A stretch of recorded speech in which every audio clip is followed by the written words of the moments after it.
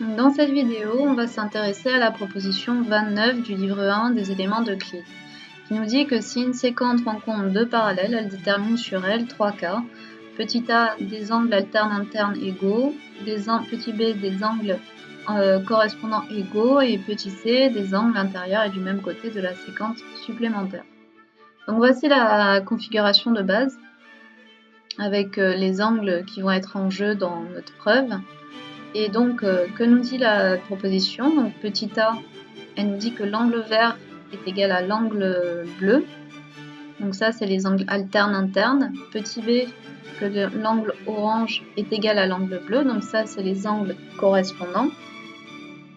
Et petit c, que la somme de l'angle violet et de l'angle bleu est égale à l'angle d'une droite. C'est-à-dire que là, on est en train de simplement montrer que quand on a la somme de deux angles qui vaut 180 degrés, alors de deux angles, c'est-à-dire comme sur cette configuration, c'est-à-dire opposés et intérieurs, qui sont du coup égaux à 180 degrés, alors on est dans le cas où nos droites sont parallèles. Et nous allons le démontrer en utilisant juste la somme des angles dans un triangle. Donc on va voir tout ça. Donc tout d'abord, on va prouver la A, les angles alternes internes sont égaux. Donc la A, c'est un raisonnement par contraposé. On suppose que du coup, on n'a pas l'égalité. Donc on va supposer par exemple que l'angle vert est plus grand que l'angle bleu. Et du coup, on va ajouter à gauche et à droite de ces angles l'angle violet ici, donc l'angle BHG, et on aura du coup cette inégalité. Or, le problème qu'il y a, c'est que la somme de l'angle vert et de l'angle violet vaut 180 degrés ici. Donc ça veut dire que la somme de ces angles-là, donc l'angle bleu et l'angle violet, est strictement inférieure à 180 degrés. Donc ça nous dit quoi ici? Ça nous dit que les angles bleu et violet sont dans un triangle. Et par conséquent, les droites ne sont pas parallèles parce que du coup, ça veut dire qu'elles s'interceptent quelque part. Ce qui est en contradiction avec l'hypothèse de base qui nous dit qu'on a une séquence qui rencontre deux parallèles. Donc ça veut dire que les droites AB et CD ne peuvent pas être parallèles sous cette condition. Donc ça, c'était le petit a. Maintenant, on va voir le petit b. Donc le petit b, c'est assez rapide parce qu'en fait, on a l'angle par postulat ou par axiome. Oui, ça, c'est une sorte... Et la propriété aussi 15, qui nous dit que des angles qui sont opposés en leur sommet sont de même mesure dans l'intersection de deux droites, en l'occurrence ici la droite EF et AB.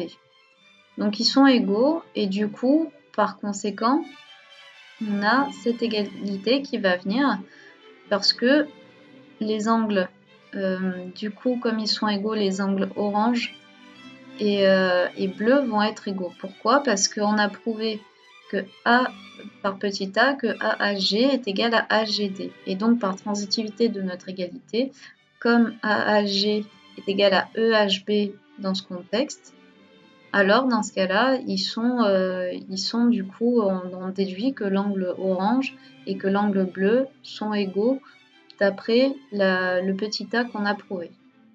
Et maintenant, on va prouver le petit c, donc des angles intérieurs et du même côté de la séquence sont supplémentaires, c'est-à-dire que la somme du bleu et du violet vaut 180 degrés, comme ici indiqué.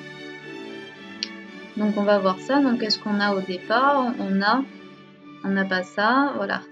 On reprend l'égalité précédente, on sait que l'angle orange et l'angle bleu sont égaux, on ajoute à gauche et à droite l'angle violet. Et effectivement, on remarque que ici, l'angle orange plus l'angle violet forment des angles supplémentaires et en particulier ont une valeur de 180 degrés.